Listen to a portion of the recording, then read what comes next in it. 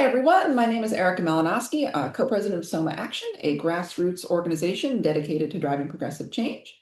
And today I'm sitting down with the candidates for South Orange Village Council to ask some questions about what they're going to do to support the work Soma Action's committees have been doing. This is not a competitive interview. There are 3 open seats and there are 3 candidates running.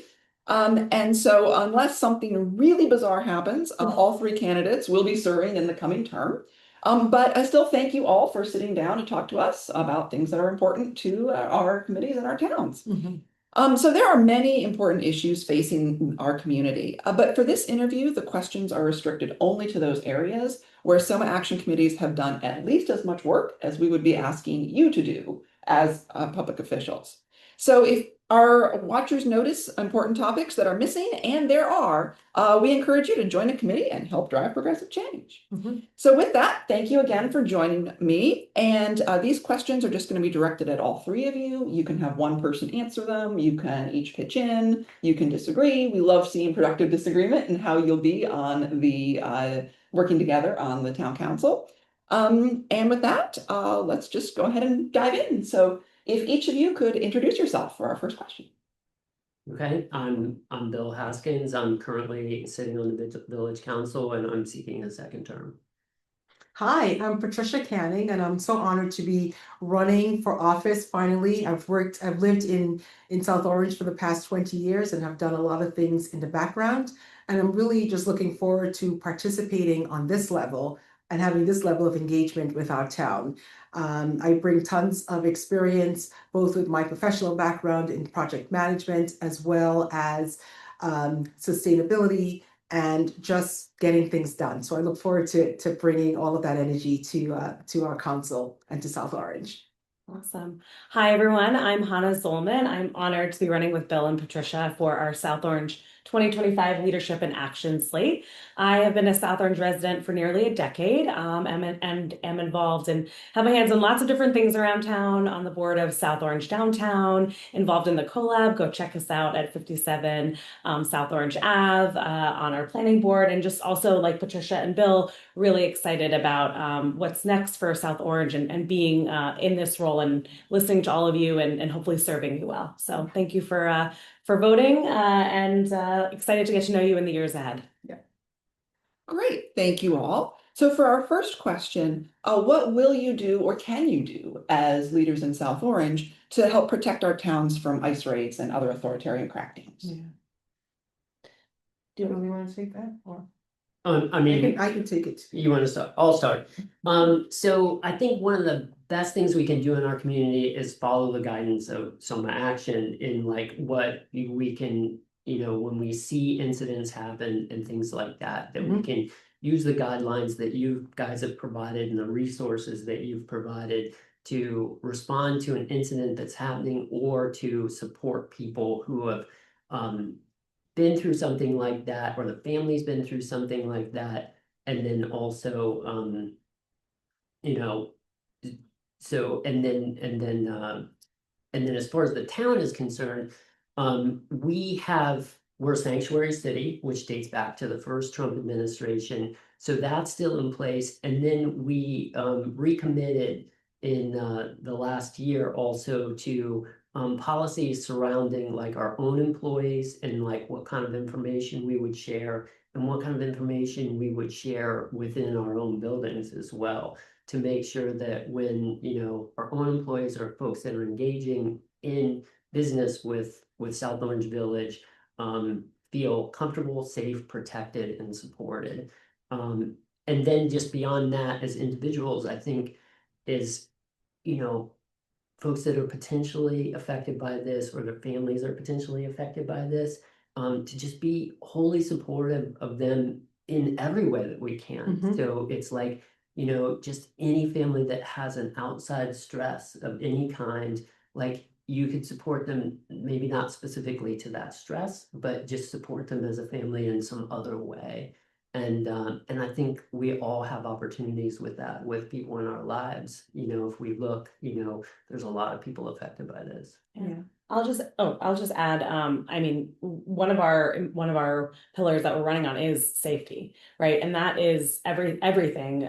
But especially in regards to the question, like we're all neighbors, and our job is to support our neighbors, whether it's someone passing through, someone shopping downtown, or someone who lives next door, or any of the above. And we really believe in showing up and being present and speaking up and using our voices, and especially in this role as leaders, that's what we plan to do.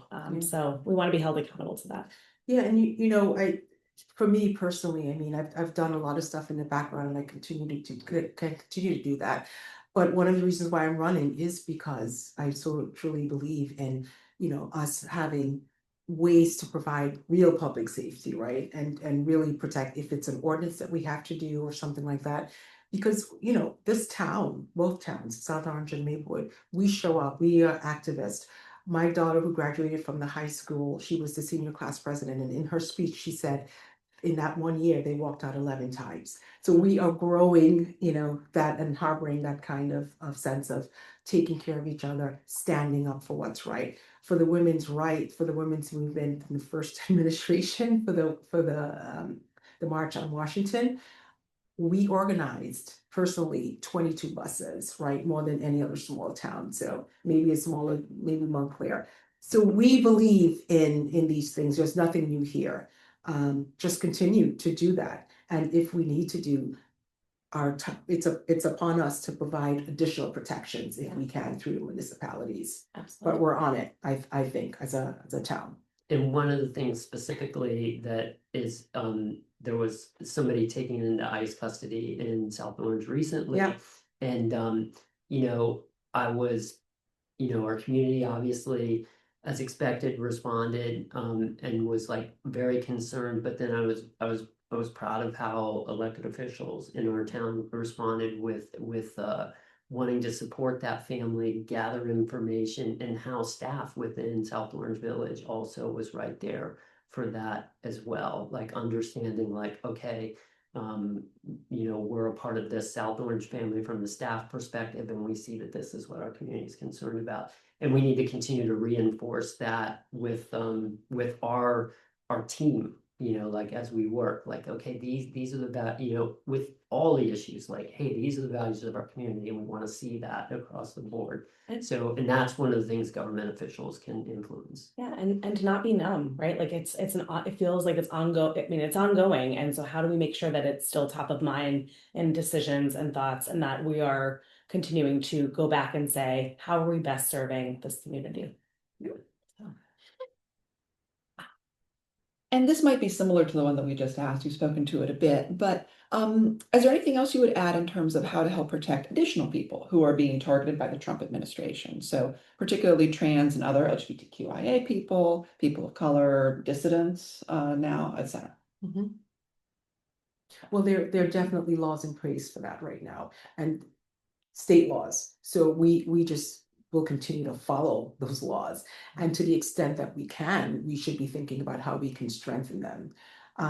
Specifically, the law that's going through our state legislature right now to look at, to not share information unduly.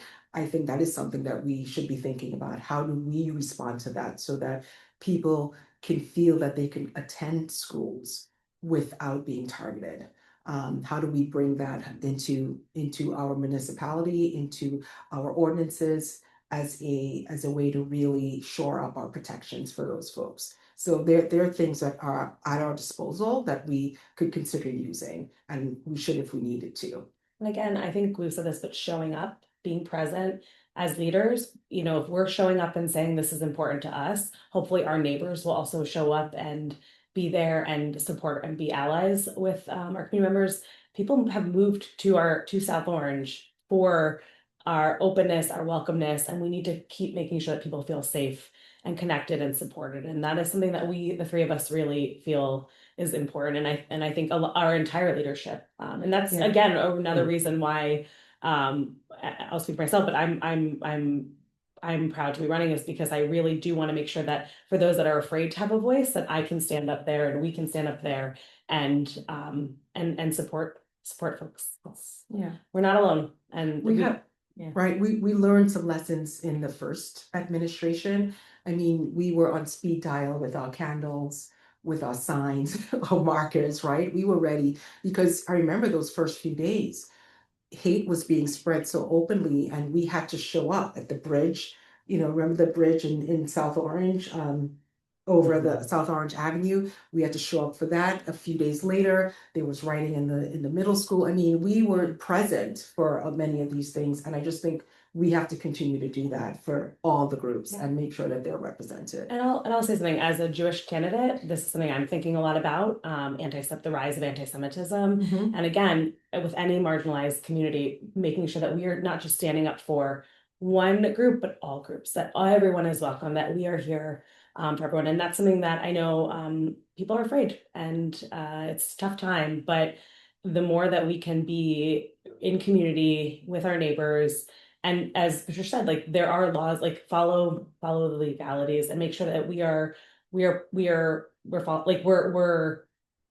making sure that we are in compliance, like, we are continuing to support, make sure that they stay in place, is what I'm trying to get Yeah. out. Yeah. And Yeah, and then I think like all of this relates like to like an idea of safety, comfort, and wellness, and embracing like the complexity of that. So like all people seek those things in their life, and they have different definitions of what those mean. And I think sometimes like we look at that and we say, oh, there's a scarcity of resources to respond to the different ideas of what, safety, comfort, or wellness might be. And I think we have to reinforce with our approach that helps, bring the culture, and then also with what we would specifically do with ordinances to say that there's not a scarcity there, that we can respond to everybody's needs in this regard, and not to the exclusion of other people, and Yeah, not, yeah.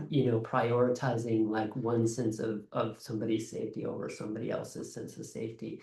That we're big enough to To bring everyone in. Yeah. to cover all of those bases, like as people, it's like our greatness is not going to be in our certainty of one view, but in our ability to reach wide and touch multiple views.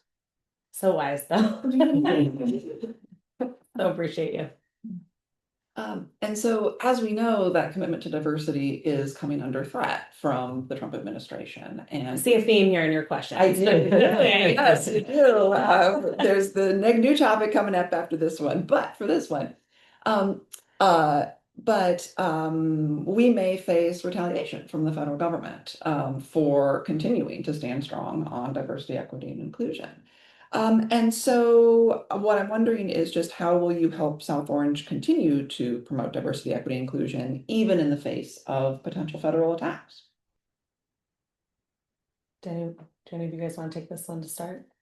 Do you want to talk about what we're currently doing, Bill, or? Well, I mean, I think, maybe the shoe hasn't dropped quite yet, but there's things people are worried about, so I think, from like kind of the nuts and bolts municipal perspective, you're wondering like, hey, we get certain kinds of fundings and things like that. And it's like, are these things, going to be threatened? Are these things going to go away as a matter of retaliation because we're a progressive and sanctuary city?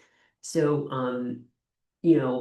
those kind of things, that's kind of one level of it. It's like, oh, financial. And then, if they pull the plug on things, then, we're going to have to persevere and decide like, hey, if these are things that have value to us as a community, like we're going to have to move away from a grant funded model on something and decide that we're going to do this ourselves.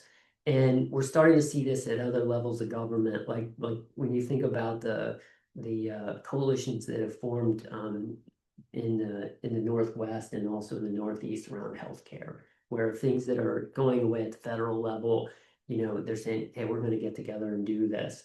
We could be in a situation where locally, we might be looking at things that are going to go away that we rely on. And then we might have to get together with other municipalities and say, we're going to keep doing this, or we're going to do this on a county-wide level or whatever, because it's still important to us.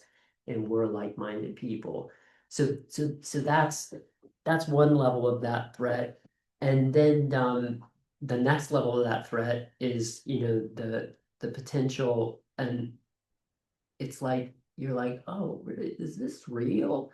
But it's real in Chicago, it's real in LA, and it's real in Memphis now. And so then And you soon Portland. in Portland and things like that. So then it's like, oh, will that become real in a small town in suburban New Jersey?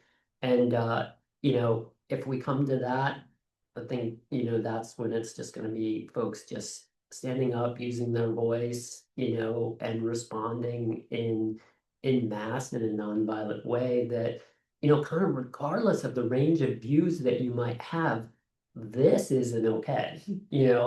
This part's not going to be okay to respond to our community in that way. So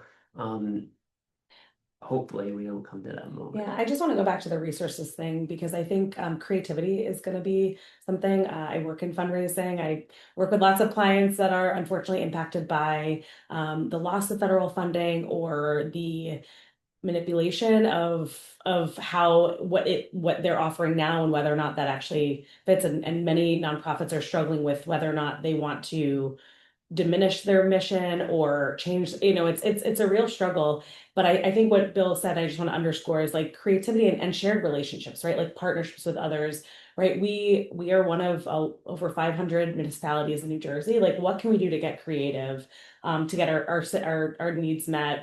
What other private funders, what can we do to make sure that we are still able to support our neighbors and residents? And I think, we're willing to roll up our sleeves and figure this out. Like we know it's something that is gonna probably be likely, but we're not gonna back down. Like we are very adamant, and as Bill said, we'll show up because we believe in this. It's like the core of all. I mean, this is literally at our core. This is what brought us together. One of the reasons.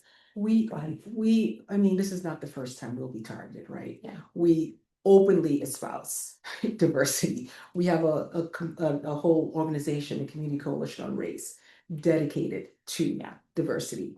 And the Proud Boys knew it. They came in through Sloan Avenue and, waved their flags or whatever, and we ushered them out. In our schools, the school superintendent received that letter that said, you have to stop. And we looked at our budget and decided what we had to do or what we didn't have to do or what was the impact. So this is nothing new. And I think we're ready for it. Just what Bill and Hannah said, we have to think more creatively, and really think about what do we value and what do we want to spend money on? What do we want to really think about? And I think everyone's going to have to do that. But we've always been a target. Everything that we believe in, it's why we moved here, right? It's yeah, why we live here. So, nothing new here. Let's figure it out. Yeah. And we have a lot of smart people who are on it. Yeah. How will you help the village promote sustainability, reduce greenhouse gas emissions, and increase resilience to climate change? Well, that's Bill's question. Yeah, exactly. He's been waiting for that.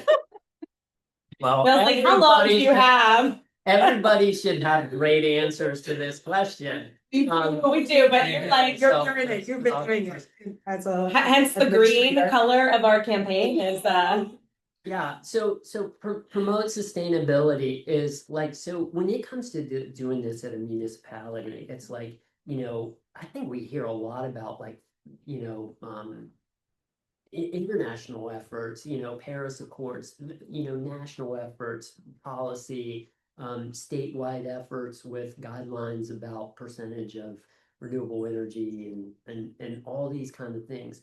But at the municipal level, it's a little different. And I think it's like, when you're looking straight at it, what are you going to do? So it's like, and I think that's the real challenge for South Orange and Maplewood as well. It's like, we can have a view on some state environmental policy, some federal environmental policy, some international ideas, some general anxiety about climate change. But then when the choice comes straight to us in our community about like, hey, this is an idea that would reduce greenhouse gases. If we decided to do this and get people on bicycles instead of driving cars, what's our decision? What are we gonna do when we have a choice to make? When we have a choice about how we're gonna use a piece of land, what are we gonna do? And then if we make that decision, like, how we gonna fit that together with with the rest of what we do, so, on a larger scale, it's like,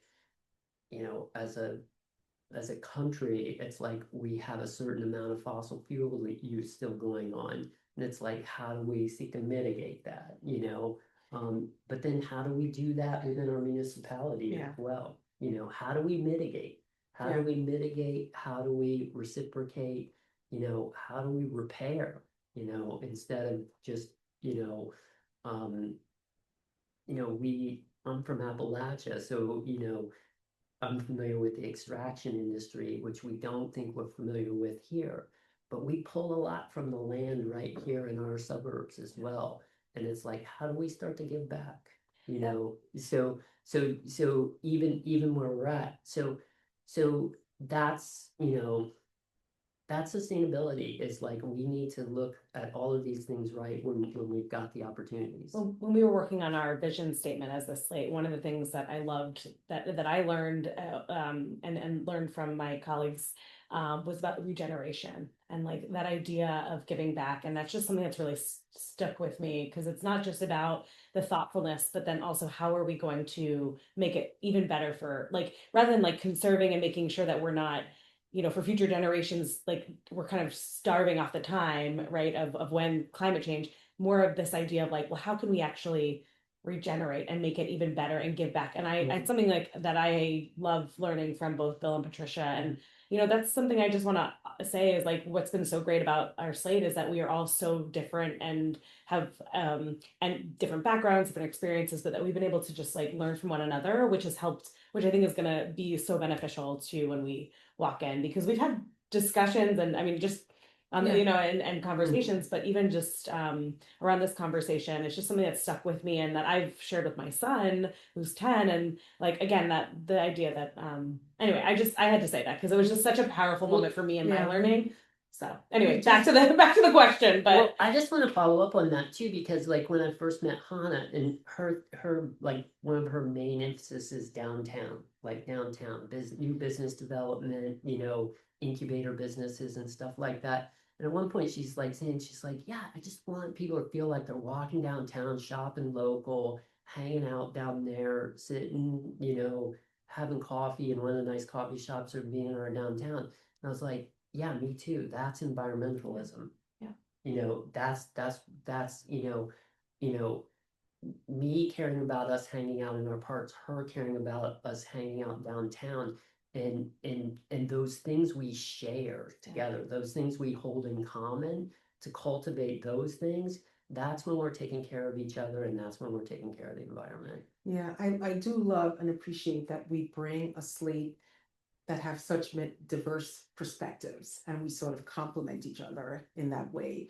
I'm a sustainability practitioner, so I think about this all the time. Every day. and so when in the first administration, when the president was was closing down the EPA and the websites, that's what really activated me, right? And I said, we have to do something. What do we do here in our town? What can we do, right? We can't wait for anyone to save us. How can we save ourselves? And that's what launched the So Not Plastic campaign that I helped to lead. And that's where I met Bill. We worked together with Walter Clark and all of the people in the Environmental Commission. And so that was an important move in us taking charge of our municipality and making it happen for us, right? We weren't gonna wait for anyone else. And that's just grown into other activities. We had Neil Chambers, who did a whole bunch of other things with the gardens, the rain gardens and things like that. And so that really launched us into this idea that we could be the shepherds and the stewards of our land, of our municipality, and take care of that and do all of the plans and things like that that we now see Bill doing, things like that. So it is interesting how again, working together, we all realize it, and galvanizing people and hearing from different views and bringing that all together so that we can say, okay, what's the plan, and moving forward with that. And I think you might ask us about this later, but like we are highly in support of the Open Space Trust Fund. And supporting that referendum. Like we want to make sure that we're investing in our parks and open spaces now. We're not waiting for 20 years until we find the money. And so because that is our community, that is everything. That's I how mean, we really plan for the future. Yeah. Really. We plan for the next generation of South Orange residents. Yeah, it's okay. I mean, again, no one's going to come save us. We can't wait for money to all of a sudden arrive and see how that could be manipulated. So I think it's the onus is on us to do the work. Yeah, it's a matter of practicality. I mean, like, next year we're going to build the River Greenway through New Waterlands, that next phase. It's taken 10 years, for something that was planned 20 years ago. So, and that's because, this is the look for somebody to save us, kind of approach in some ways. And it's like, okay, it is a DOT grant funded project, so that's going to be awesome to get that, and to do that on our own would be tough. But we have to start figuring out how to go on our own a little bit and setting these goals and because especially around the environment too, because it's like, this is an area where environment, open space, community development, kind of things like this, where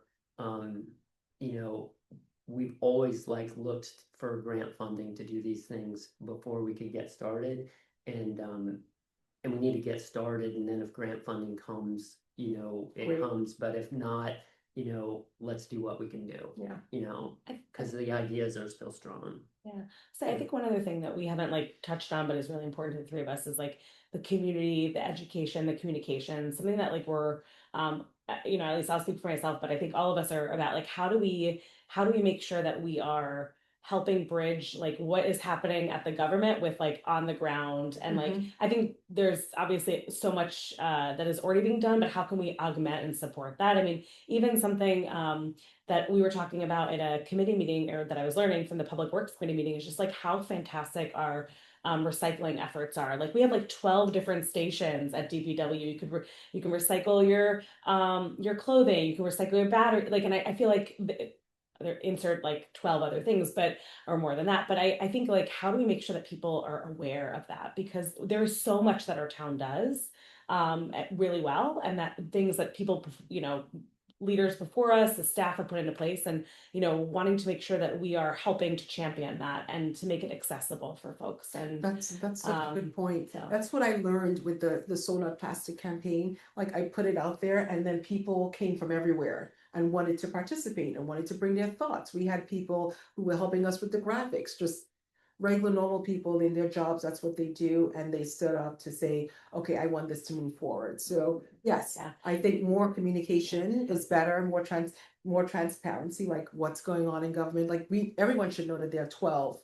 It's not, I don't think it's 12. I just be clear. I'm going with 12. It's 12 in quotes, 12 in quotes, whatever. But ways to recycle. I mean, that's exciting. But even more, I think one more thing I just want to say about what Patricia said, which is also we are people who want to bring other neighbors to the table. We love people, and I think Bill's coming along with them. But it's sorry, I tease. No, he does. No, but I mean, we want. I the people. Fair. Because the individual sometimes are hard. No. But how can we also, look, it's a big. People keep saying this. I can't believe you're running. I can't believe you're stepping up. And I'm well, maybe you could be next, right? How do we help also galvanize neighbors to really step up? It goes back to the earlier question. If no one else steps up and says something for someone who is being potentially detained in an ICE, if no one steps up, no one's going to step up, right? So how do we model that, encourage others, support them to step into various roles? Maybe they're not running for council, but maybe they're stepping in and lending themselves to an initiative, or or jumping on a committee, or just showing up to a park cleanup, and meeting their neighbors. Because the more that we have that people to people connection, the more that we're going to be more of that community. I mean, I could speak about community all day because that's like my favorite. That is one of the thing, pillars. but it's one of our pillars, exactly. community Yeah. building, so. I mean, that And Bill this- does like people, just to be clear. totally lovely. But I mean, I think this is a whole hour. You know, you could do just on this. It's like this idea of communications, community, transparency, public creativity, and then grace. And it relates to how we get people to participate in our democracy. Yeah. So you know, communication is one thing, and then transparency that we always hear about. But transparency is not just creating a process where, you know, everybody gets to watch somebody do whatever they want. It's like, it's a process where it's like, it's participatory, but then it also has an element of public creativity to it too. And when there's public creativity to this process, then we have to give people grace. And that's one of the things that I think we kind of struggle with a little bit locally. You know, like I think back to the 2019 Democratic primary, there's 19 people on stage or something like that, and everybody has their favorite. But in the end, we danced in the street for Joe Biden. And was that everybody's final best choice for that? But everybody got on board with that and gave that grace. But sometimes locally with our elected officials, if somebody's just 97% in agreement with you, you decide that they're not the right person for the job, you know, and it's like, so that I think we need to give people, you know, the opportunity to work through ideas publicly, whether they're elected officials or just public participants. And then when they come to a conclusion in their firm, you can say, you know what, I don't agree with you on that, but you know, next time we'll take another shot at it and we might be on the same page. And that's good, and that's the way it's supposed to work. So, you know. I love that. Great. Well, thank you. That's a bunch of the general questions that we have. There are two specific things that SOMA action committees have asked for from South Orange officials over the past couple of years. So just two more specific questions, and then we'll close out if there's anything else you want to add. So the first of those is that the South Orange Village Council has a very narrow and specific role in the turf discussion around Ritzer or around other ones, and which is specifically that the Board of School Estimate has to approve the expenditures for capital expenditures for the district, and 3 of those seats are held by people who are on the council. So any of you might possibly be on that board when a turf question comes up for the school district. Or if there are obviously any plans to do expenditures, putting artificial turf on any fields within South Orange, that would obviously come to the village council. So what are your views on replacing grass playing fields with artificial turf? The $1 million question. Oh yeah. Right. Sorry. And we should dodge it. No. But, You guys want to go? Do you want to start? you know, my kids grew up playing all the sports in high school, you know, from little on in high school, we used to fields all the time.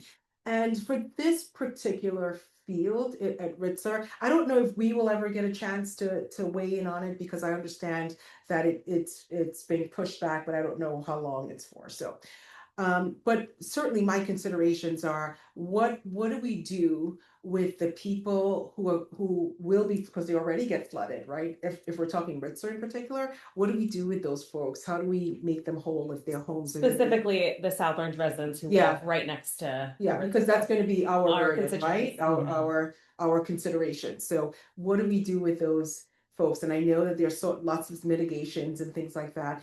I've been in this game for a very long time in terms of watching what our school does and how we approach solutions. And so I would be, you know, just a little concerned about how that's going to be implemented, and is there a better way for us to do that and not put them in harm's way because of this field.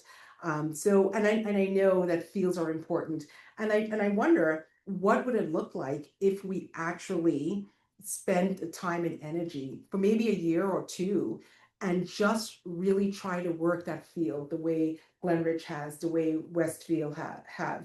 is there an opportunity for us to look at those fields in that particular field and figure out if we can make it a non-turf field, but one that's actually taken care of? Like, really spend the time, energy, money, what resources to do that for a year or two, and then if it doesn't work, then go for it.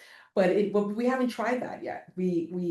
I know a lot of folks talk about it as if we have, but we haven't really actually tried. Like, there's no a spigot. There's like one little spigot down there to water the grass. So that doesn't feel like trying to me, does it? It doesn't feel like we actually tried. So what does it look like to create a space that doesn't harm other residents and put them in harm's way, but yet solves the problem of having a field that actually may work and not be turf? Yeah, I think this is an example of like of issues and projects that we're gonna have to work on that are complex, right? That there are benefits and pros to different constituents within a community, and we have to sit and work with the experts and listen to the experts On both and on both sides On both sides, yeah. and think about it. And as you mentioned, like this is probably not going to come before the three of us, but we do understand that we're going to be living with the effects of any decision, and that we are going to be responsible for either upholding a decision and understanding and what the after part is, or thinking about other, again, creative solutions. And it's complicated. We're actually going on a walking tour with the Academy Heights community in a couple weeks to learn and be on the ground and learn more. I think one of the other things that I'll say for the three of us is that, and again, this is just a separate and related, but is that we're always listening and learning. Like, that's so important to us, That's what we're running on. to have a conversation, to talk to us, to, as Bill said, like, don't just judge us by one we're humans, we're volunteer, humans who care enough to step up, and we want to keep learning, and we're going to make mistakes, but we hope to have that grace and to learn and to keep going. And so I wanted to say that at some point, that like, we are committed to sitting through the nuances and to holding two things to be true at the same time. And that our decisions consider everyone in the town. Like, we are beholden to a whole town, not just to a constituency. Or to the loudest Yeah. constituency, Yeah. or to the folks that are More organized or whatever. organized. So we really Yeah. have to think about that. Yeah, okay, so Ritza, your battery's charged up. So to start with, like, anytime we build something, it's not good for the environment. So, and then we have to decide that if the thing we built has a value to the community, that's worth it for the cost it has to the environment. So an extreme example would be like, oh, should we build a children's hospital in that woods? And it's like, yeah, let's do it. It's like, we'll have to lose part of the woods, but we'll have a children's hospital, and that would benefit the community. So anything you build, you decide what the benefits are to the community relative to the costs you have to the environment. And then you also have the financial costs. So as I look at a project like Ritzer, like, I recognize that there's many, many people within our community that think this has a tremendous value to the community. And I understand that, and I understand where they're coming from in their perspective. Mhm. I also understand like the politics around this too. So we have a board of education that has 9 members that's been elected. And then we have a board of school estimate that has appointed members from South Orange and Maplewood. And that's how we go through this decision-making process. And then that's what yields a result. So It's the mailbox. Sorry, it's mail time here. So that's kind of a part of this that folks know. So, but then as like a South Orange elected official, I'm like, okay, what's our part in this? And so our part in this is we're leaders within the community, so we can have a view, and so I can hold a view that I don't think the benefit to the number of people relative to the cost is worth it. And this is the part where I'm saying we can embrace complexity and give each other grace, because it's like I can hold that view, And I don't want that to be fatal to me as a person in our, not as a candidate or a council member, but as a Yeah, neighbor. yeah. That can't You be wouldn't be able to fatal. go to the. I can still be your neighbor, you know, and it's like, and even as a candidate, if it's like, if this is eliminates me from your consideration, then I'd encourage you to come talk to me. And I'm not gonna convince you on this issue, but let's talk about at least 2 other issues, because if you're gonna vote against me, you should vote against me on 3 issues, not 1. So that's one part of it. Now, like the very practical parts of this. So I think there's 4 costs to this project. There's a financial cost, there's a stormwater effect cost, there's a heat island effect cost, and then and there's a plastic pollution cost. We have to mitigate all of these factors. There's no free lunch. We have to pay for it. Half the cost is coming to South Orange as a capital expense. We have to pay for it. So, you know, then you have an interrelationship there with this capital cost, then other capital costs that the school is going to have, which come to South Orange. We have to pay for it. And ultimately, it's when we say we mean taxpayers. The taxpayers. So I yeah, just want to be clear yeah, on that. Yeah, so it's That's the only way it's- we have it's- revenue. Right, but just it's not coming out of our 3 budgets. Exactly. That's But how we do it. Sorry, but that's that- a big light of that, yeah, but but- well, it is actually coming out of our 3 pockets, but not the whole cost. Right, So- exactly. And we all have that financial intuition. We all know that when we borrow money, that then we have to pay that loan back. So if we borrow money for this, we have to pay that loan back. And then we have to think about what's the next thing we need to borrow money for. So there's an interrelationship between this project and then the long-range facility plan that they've put out and what and then you have to look at what the total priorities are Like as anybody a else. community. Yeah. So when the next long-range facility plan has, you know, keywords in it like bathrooms and accessibility, you have to ask yourself what your choices are. Stormwater mitigation. So our community will have to mitigate the effect of switching 3 acres of land from permeable surface now to an impermeable surface. So that means 3 acres of public land within our community needs to switch from permeable surface or from impermeable surface to permeable surface in response to this project. So South Orange, Maplewood, and the school district have to look at all of their impervious surfaces, their parking lots, and do a 3-acre switch to mitigate the effects of this field. Ideally. Ideally, I mean, this is what we need to do. We have a heat island effect that's documented by the NJDEP around these kind of fields. It's a real thing. So we have to respond to that. So we have to do that. South Orange and Maplewood planted a lot of trees in the last few years. We're going to have to redouble those efforts to mitigate heat island effects, particularly around that project. We would want to ask the school to do that as well on their land as well. And then we have a plastic pollution effect. Yeah. So that field is What do we do with it? plastic pollution. It's not recyclable. It's product of the fossil fuel industry. So we have to mitigate that in our community. So Plastic? that means that, you know, within the school, I mean, they have a large food service program that probably uses plastic utensils. Will they make a pivot on that to mitigate the effects of that plastic pollution? Will we do that within our community? We'll have to look to do those ordinances. So And it also has to be replaced every few years, right? That right, field. right. So And then that's a cost and it's toxic and it's, yeah, so hazardous waste. So I think at the end of this, what South Orange is left is that we're going to take responsibility for mitigating the effects of the project. So then, you know, South Orange needs to switch 3 acres of permeable public surface to impermeable surface. South Orange needs to you know, we've raised our tree planting by 500% over the last few years. We need to double that. And then South Orange needs to create several new ordinances to limit plastic pollution within our community to mitigate the effects of that. So we have to respond to that. There are no free gifts. So last year, Soma Action advocated for a resolution supporting ranked choice voting, which passed. And so I just wanted to ask you about your views on and support for ranked choice voting. I should probably say a little bit about what that is for the audience, might be helpful.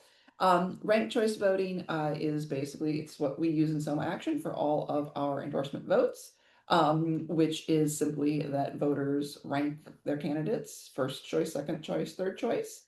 And then in the counting process, the person who gets the fewest choice, or the candidate who gets the fewest first choice votes, their voters gets eliminated and their voters get a chance to have their ballot count for their second place choice and so on, so that people are able to continue having a voice even if they really, really, really want a candidate who does not have a chance of winning. I don't know if you know this, but the first time we ever met was when you spoke about this. I think it was it must have been at a town meeting, a special town hall for South Orange. But I remember this is a couple of years before because we were sitting in the SOPAC loft. But it's great to just see the progress that has been made. Well, I assume we all support it and are grateful Let's stand up for and support. Yeah, exactly. Yeah. And are grateful for the work that Some Action has done to really push that forward.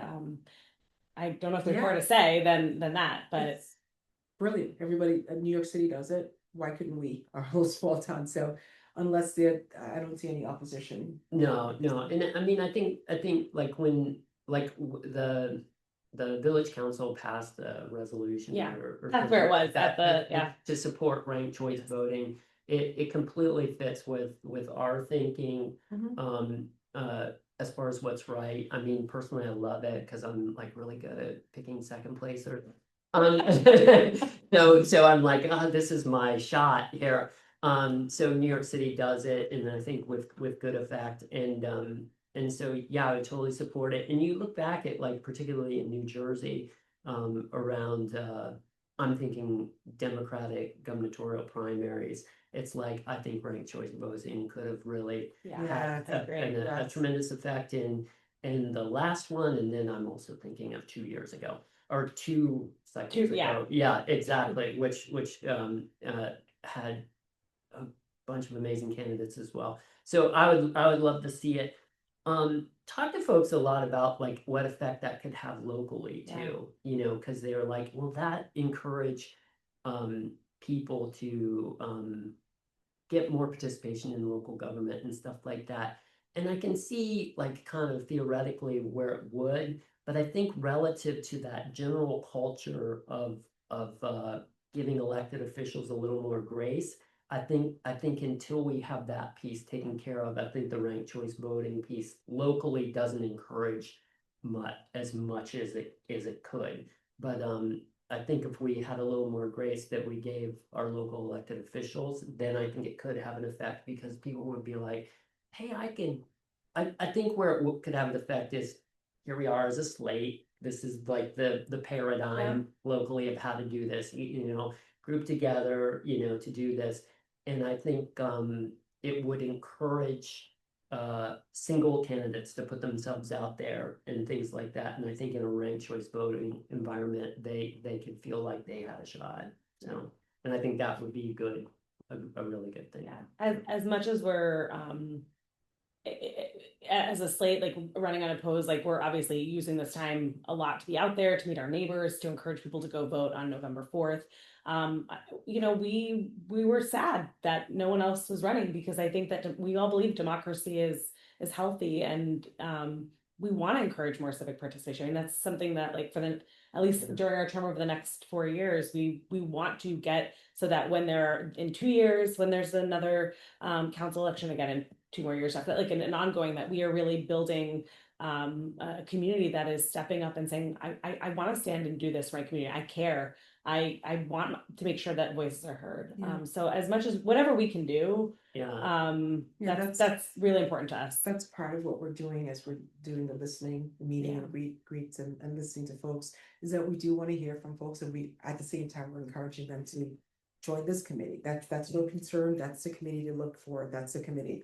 And so we're hoping that people are activated in that way. And then in 2 years, to your point, Hannah, we have people who are saying, I want to put my name in the hat. Well, and I'll give you an example. I thought I was approached and thought about that, was approached 2 years ago, and I said, I need to learn more. And I've Mhm. spent the last 2 years going to a lot of committee meetings, and it's fascinating to me to see, and especially now in this, hybrid environment, like you can be sitting at your desk and tune in to the public works, or you can tune into rec. And I think people just don't know about that. And to hear not just if you have an issue, but really to hear just what wonderful things are happening in our Mhm. community. And And so it's a thought process. Yeah.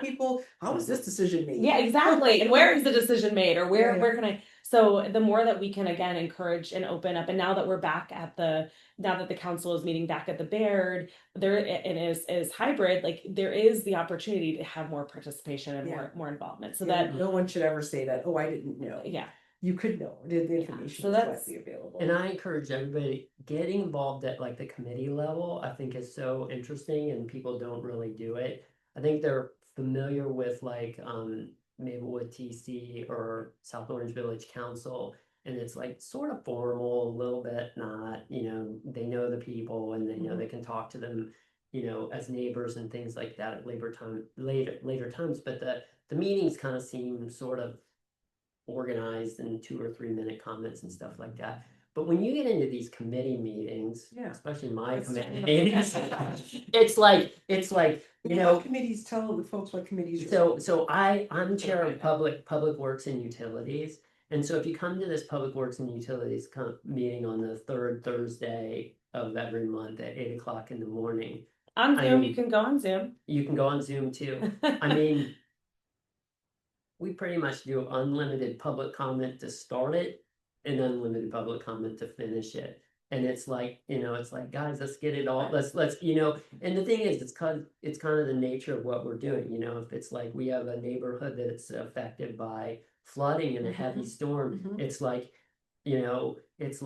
I need to hear from everybody who shows up and I need to hear their full story to understand what they're going through. And they're like, okay, what's my time limit? And it's like, no time limit.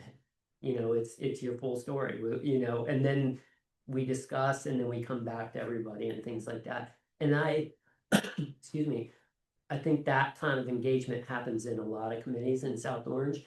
And so that's, I think, something that is underutilized by the public where they could be like, wow, I could really get in on this. And also to meet the staff. We have an incredible staff team, and just to see just to hear from those experts, the folks who are moving the things forward for us. I mean, I have really loved to get to know as many staff members and to understand kind of again where the council governs and where the staff line begins, and also understanding like, well, we're all neighbors too, we're all humans, and that grace piece I think is really sticking with me today as just around like, okay, like how do we work together to get what we all want to accomplish, right? Yeah. And where do we learn, and where do we listen, and where do we, and again, as Bill said, I love his committee meetings because it's genuine care, right? And it's clear if sitting here running for a second term that Bill really does care about this community. So we're on. No, and many of the community members, you hear that across the board.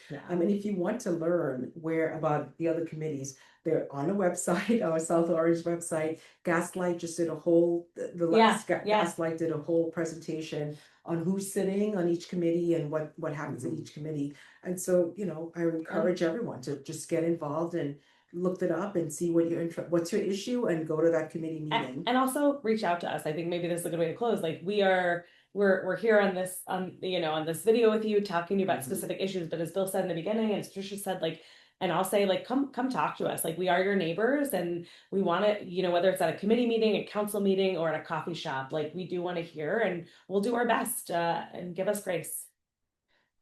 Y'all stole my last question, which was, did you have Oh, anything? that was my wrap up. Yeah, anything else you'd like to add? Go for it. That's I just want to give information to folks and let them know how to meet us.